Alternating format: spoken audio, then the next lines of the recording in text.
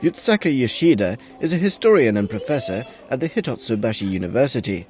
He told CNC in an interview that the Article 9 of Japan's constitution renounces war and prohibits Japan from maintaining the war potential.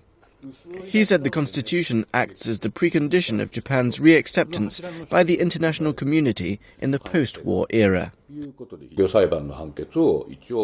Surrounded by the worries of the international community, one reason for Japan to come back to the international community is that Japan accepts the result of trial by the International Military Tribunal for the Far East. The other is the pacifist constitution that renounces the war.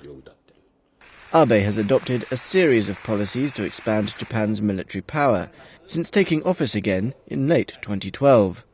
Those moves, together with his attitude towards Japan's wartime history, upset not only its neighbouring countries who've suffered from the aggression of the Japanese Imperial Army, but also the Western world, especially Japan's ally, the United States. Abe hopes to build a national defense force and send troops overseas through the revision of the pacifist constitution. But the Japanese people have strong resistance to the idea of revising the constitution. So Abe can't realize his goals through revising the constitution. He has to find other ways, such as seeking approval from the cabinet. Yoshida said that Japan's historical conception has turned into an international issue since Abe paid a visit to the notorious Yasukuni Shrine in December 2013. The Obama administration, in a rare move, expressed its disappointment. To the United States, the political disputes following the visit have disturbed the stability of East Asia and even had negative effects on the U.S. security. The United States holds a positive attitude towards Abe administration's efforts of enhancing security and expanding military power overseas.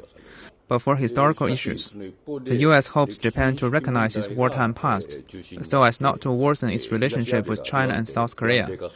The instability of East Asia will also affect U.S. negatively. German Chancellor Angela Merkel also urged Japan to face up to its history squarely and openly during a visit to Japan earlier this week. On Monday, she referred to Germany's own experience and hinted that Japan also needs to take wartime responsibility. Echoing her words, Yoshida said Japan should learn lessons from the past to avoid repetition of the tragic war. Yoshida also voiced his concerns about the Abe government's decision last week to give uniformed self-defense forces officers greater power.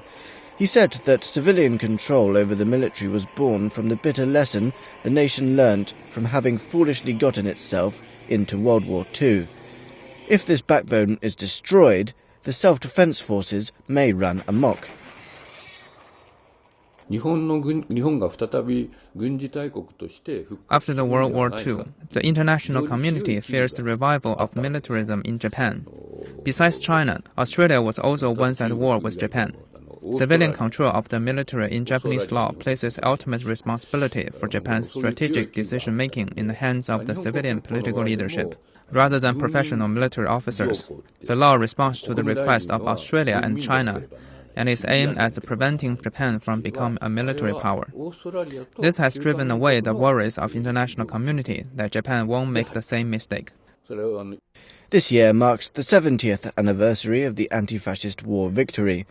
Looking back into the past, Yoshida said the painful memories of World War II are key to preventing Japan from militarization again.